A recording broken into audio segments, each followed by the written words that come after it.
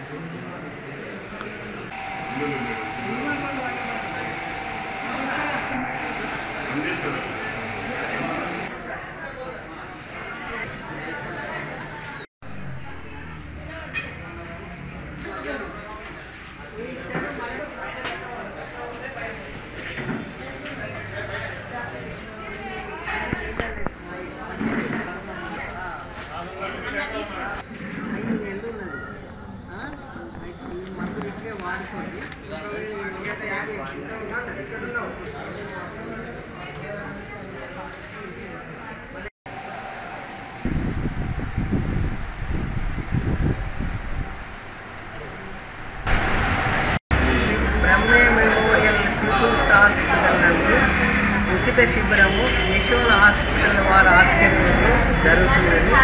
మనకు ముఖ్యమైనటువంటి super speciality అంటే విశిష్టమైనటువంటి రోగాల పరీక్ష చేసినటువంటి న్యూరాలజిస్ట్ అంటే నరాల డాక్టరు, తర్వాత ఎముకల doctor, orthopedic surgeon, general physician అంటే వ్యాధి రోగాల నిర్ధారణ చేయడం జరుగుతుంది.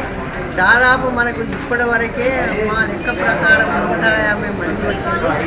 వారికి తగినటువంటి పరీక్షలు, ఉచిత పరీక్షలు చేసి కూడా మందులు కూడా ఇచ్చుతున్నాము. ఇంకా మేము ఈ క్యాంపు కూడా 4 గంటల వరకు ప్రతి నిమిషం కూడా వృధా కాకుండా ప్రతి అందరికీ కూడా తృప్తి చేసి మరి పరీక్షలు చేసి మందులు కావాలని మా యొక్క పీపుల్స్ హాస్పిటల్ యొక్క ఆశిస్తుంది.